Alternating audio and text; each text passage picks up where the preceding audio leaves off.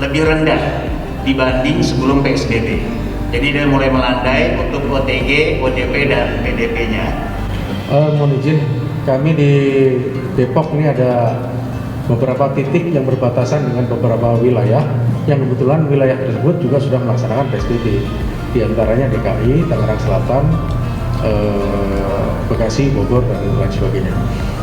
Kemudian dari titik-titik itu kita membuat 20 titik checkpoint di Depok dan 5 titik checkpoint di Bojonggede. Kebetulan wilayah Depok ada 2 wilayah administrasi pemerintahan, yaitu di Depok maupun di Bogor gitu. Kemudian checkpoint kita gunakan sebenarnya sebagai sosialisasi, termasuk memberitahu kepada masyarakat bahwa PSBB diberlakukan. Tapi pada inti pelaksanaan PSBB sebenarnya checkpoint hanya salah satu bidang saja. Lebih banyak kegiatan di dalam, misalnya pembatasan akademik, pembatasan pekerja, pembatasan kegiatan masyarakat, dan fasilitas umum. Nah, PSBB di Kota Depok sendiri sudah diperpanjang. Jadi yang pertama kita fokus pada checkpoint, sekaligus untuk memberikan sosialisasi kepada masyarakat bahwa PSBB sudah diberlakukan. Sedangkan checkpoint sendiri adalah pembatasan di salah satu sub poin dari PSBB tersebut, yaitu pembatasan moda transportasi gitu. Nah, kemudian kita belum fokus di dalam, masih di pinggiran, karena checkpoint ada di pinggiran perbatasan gitu. Nah, yang kedua, sekarang kita lebih ke dalam, checkpoint mulai berkurang, kita lebih ke dalam karena ada pergeseran dinamika masyarakat, khususnya di bulan Ramadan itu kebanyakan kegiatan keagamaan. Nah, kegiatan keagamaan inilah yang akhirnya banyak difokuskan, bergerak ke kampung-kampung. Banyak dilematis di situ, termasuk pengetahuan anggota sendiri tentang bidang agama tentu tidak kuat nanti melawan, bukan melawan ya, berdebat dengan tokoh agama, DKI dan lain sebagainya. Ada kurang lebih 532 masjid. Setelah kita datakan, ada 45 masjid pada perpanjangan PSBB kedua, 45 masjid masih melaksanakan aktivitas. Setelah kita melakukan aktivitas, memberikan himbauan, sekarang masih ada 36 masjid. Walaupun masjid yang sudah diberikan himbau lebih dari 30 mau menutup, namun ada beberapa masjid malah timbul lagi karena dia tahu ada masjid yang lain beroperasi boleh-boleh saja gitu. Kemudian ada juga yang beralasan bahwa saya sudah tidak di masjid tapi di musola, jadi sama saja. Nah, kemudian ada juga dengan alasan berbeda bahwa ini musola untuk kampung sendiri, tidak ikut yang lain gitu. Kampung sendiri di komunitas sendiri saja. Mereka minta permakluman. Plus juga sudah menjalankan social distancing, menjalankan protokol kesehatan juga sudah menjalankan di situ. Plus dengan masalah-masalah keagamaan lah. Nah, ini kami sempat mengusulkan kepada Pak Wali Kota bahwa kita tidak bisa turun sendiri nih, aparat tidak bisa turun sendiri. Kita harus melibatkan tokoh-tokoh agama. Jika perlu, penyuluh-penyuluh agama atau ketua agama setempat kita libatkan untuk turut memberikan himbauan kepada masjid-masjid tersebut, dan mohon maaf kalau bisa diberikan honor Pak, supaya semangat turun gitu Pak, untuk ketua MUI dan penyuluh agama. Begitu ya Pak Ketua, setuju ya Pak Ketua MUI? Diberi honor. Setuju. Ya. Kemudian kegiatan di sekolah. Sekarang sudah PSBB yang sekian kali sudah perpanjangan, bahkan sebelum PSBB juga sudah pembatasan kegiatan sekolah. Anak-anak sekolah sudah mulai bosan Pak, sudah mulai bosan. Akhirnya mereka pada bulan suci Ramadan ini, kemudian pada saat liburan ini sudah mulai bosan. Sahur ini fenomenanya sudah mulai keluar Pak, sudah mulai keluar ke jalanan ya, sahur dia ke jalanan gitu. Nah, ini perlu melibatkan dinas pendidikan untuk memberikan himbauan seperti memberikan tugas pembelajaran gitu, untuk tidak keluar, untuk tetap di rumah, atau diberikan kesibukan lain pada saat sahur gitu Pak. Jadi pada saat sahur mereka diberikan kesibukan, entah catatan apalah begitu. Tapi istilahnya ini sekarang fenomena ini ada di Depok gitu. Kemudian fenomena bantuan sosial. Bantuan sosial datang dari mana-mana. Untuk Polres Depok sendiri juga udah puluhan ton sudah kita berikan. Namun kemudian muncul permasalahan baru, pemulung, manusia gerobak, manusia karung, keluar semua Pak di pinggir jalan dan tidur di jalanan ini. Nah, tidur di jalanan. Nah, ini yang belum kami bahas dengan wali kota. Mereka juga bahaya ini, tidur di jalanan.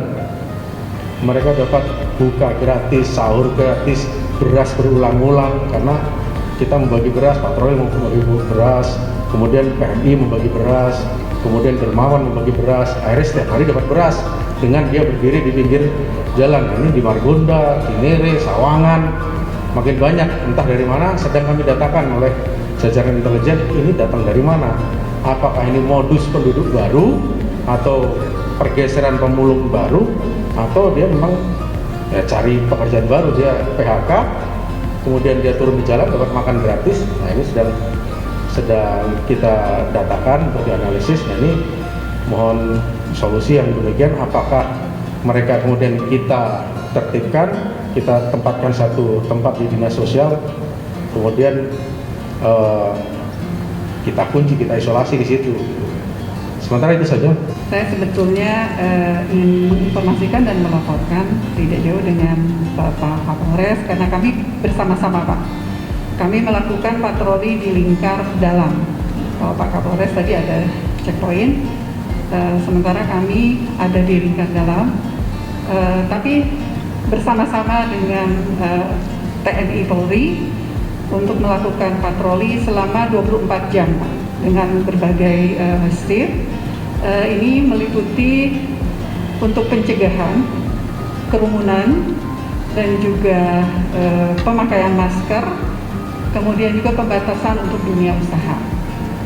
Nah, namun mungkin ada sedikit yang ingin saya sampaikan kepada Bapak Menteri.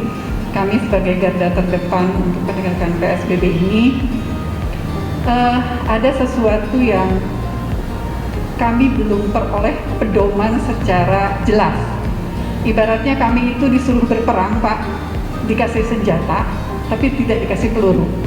Karena sanksi itu tidak tertuang secara jelas. Mungkin ini bukan hanya di Depok Pak, mohon maaf. Ini mungkin keseluruhannya. Satpol PP itu standarnya beda-beda. Ada yang disiapkan rotan Pak, ada yang menyemprot pakai air. Sementara kami memang dituntut untuk secara persuasif, tetap itu humanis dan persuasif. Tapi walau bagaimanapun tetap, karena ini kami untuk penegakan, seyogianya ada standar yang sama, pola tindak Satpol PP bagaimana untuk menegakkan pada saat PSBB.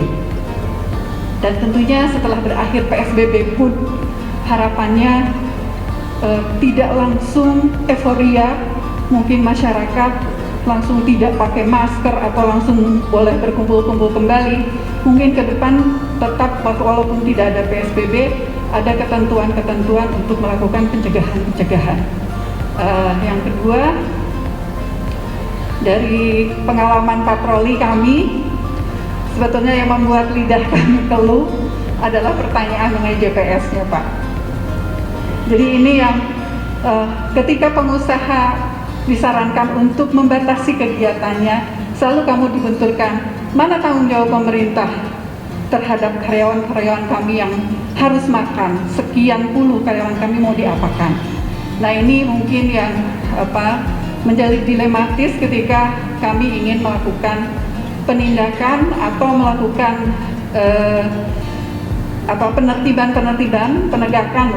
penegakan pada saat PSBB ini. Itu saja mungkin Pak. Terima kasih. Mudah-mudahan ini ada solusinya ke depan.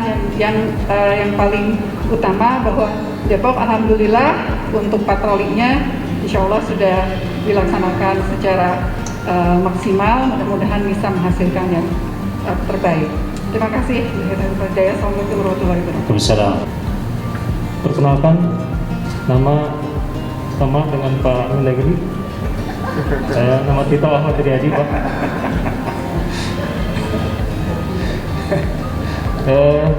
Camat Sukmajaya.